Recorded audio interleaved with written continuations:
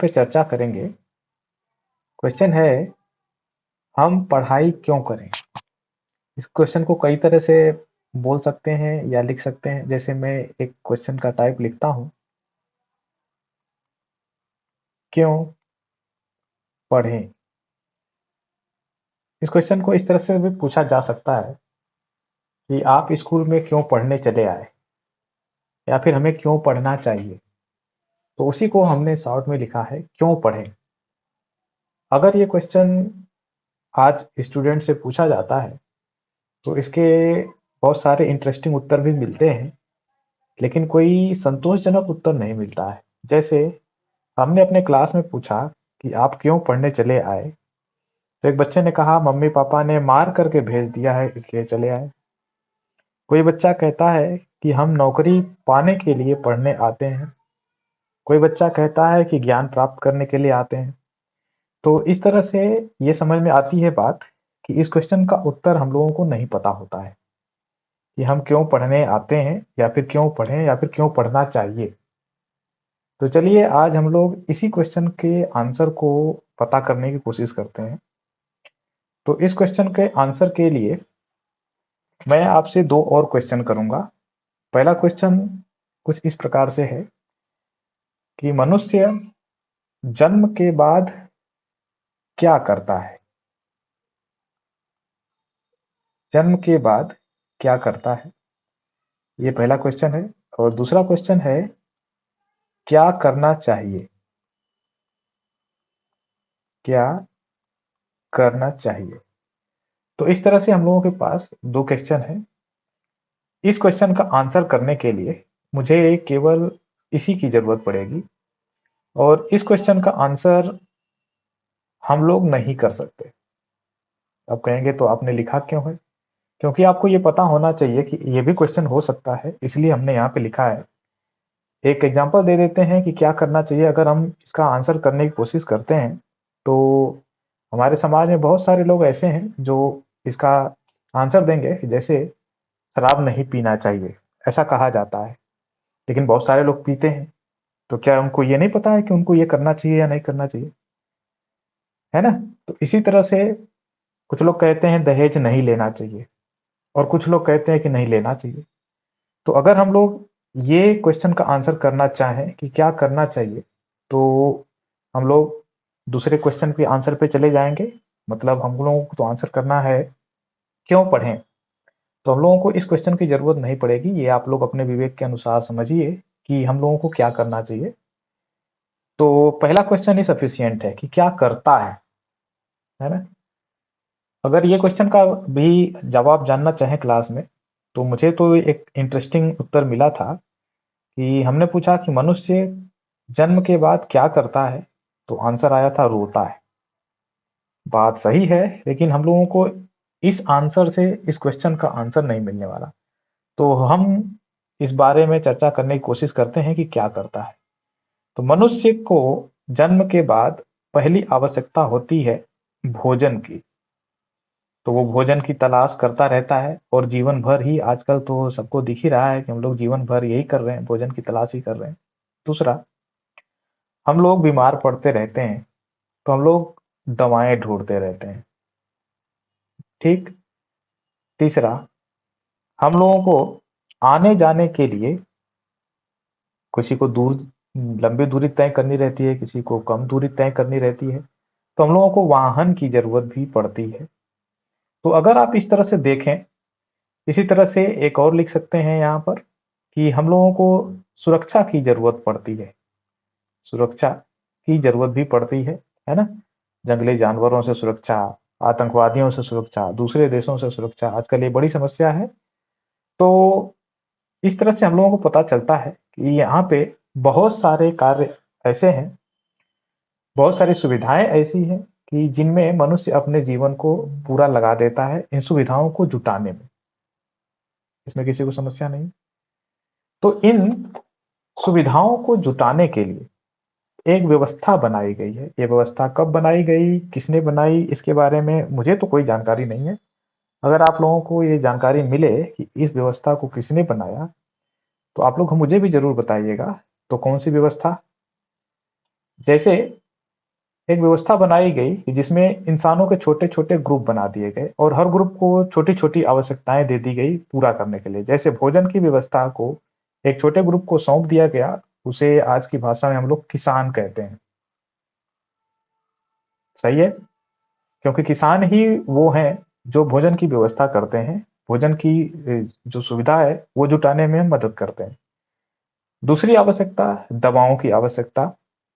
तो दवाओं की आवश्यकता जो ग्रुप इंसान का जुटाता है उसको हम लोग आजकल डॉक्टर कहते हैं।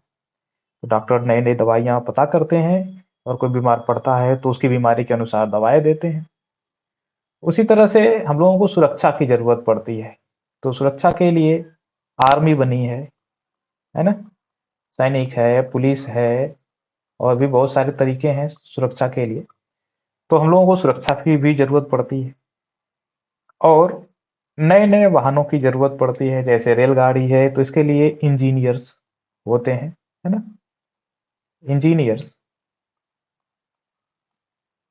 इंजीनियर होते हैं जो इन सुविधाओं को, मतलब वाहन की सुविधा को पूरा करते हैं। इसलिए बहुत सारी सुविधाएं हैं जिनकी जरूरत मनुष्य को पड़ती रहती है।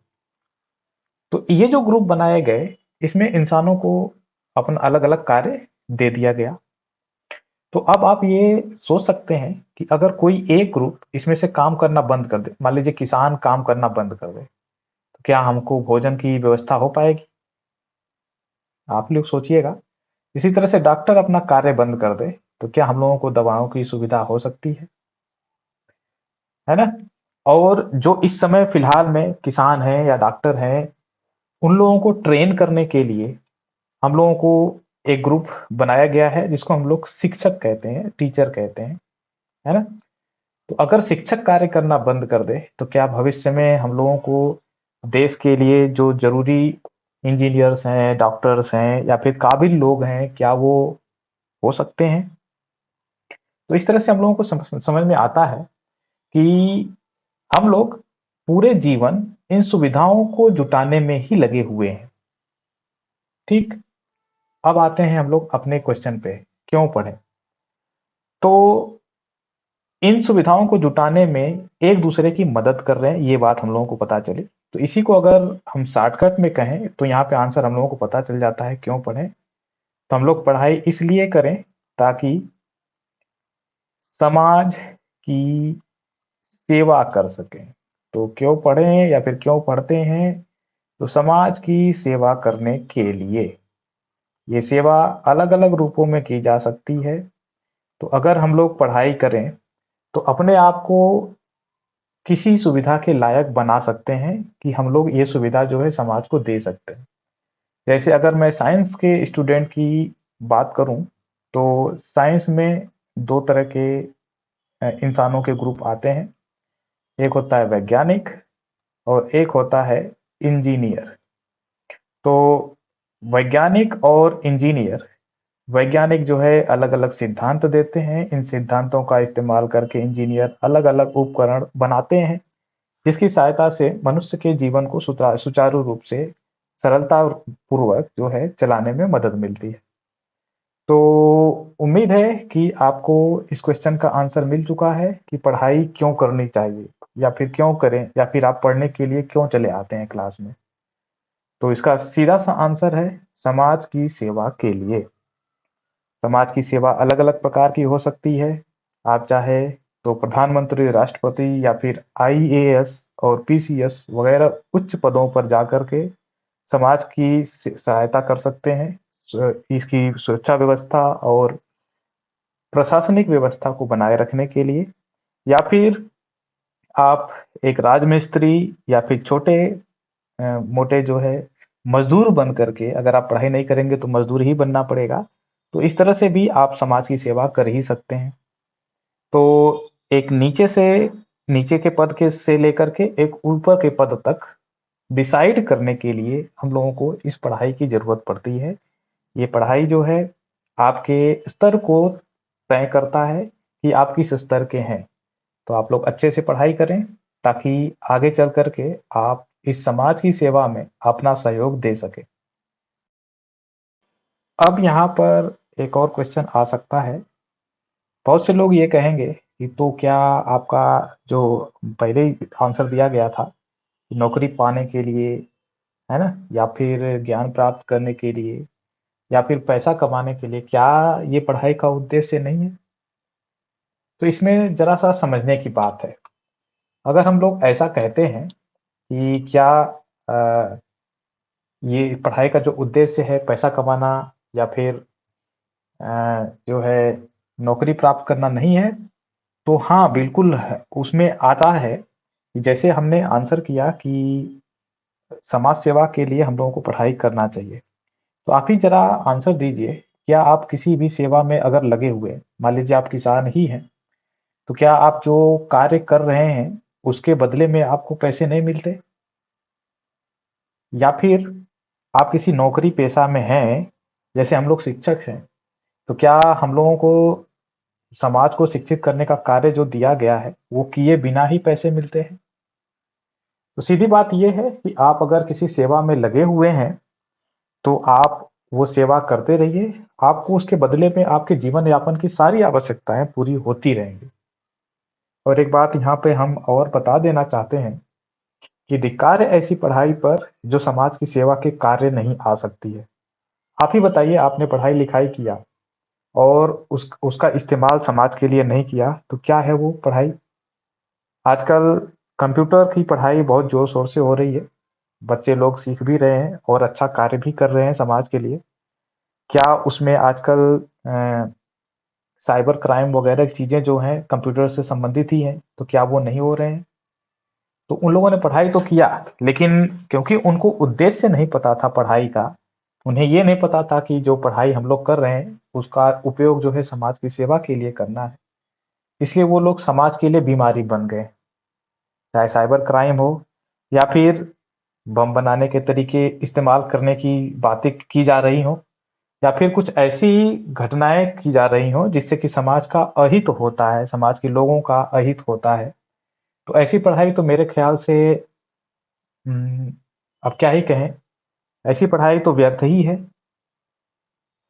तो उम्मीद है अब आप लोगों को कंप्लीट आंसर मिल चुका है।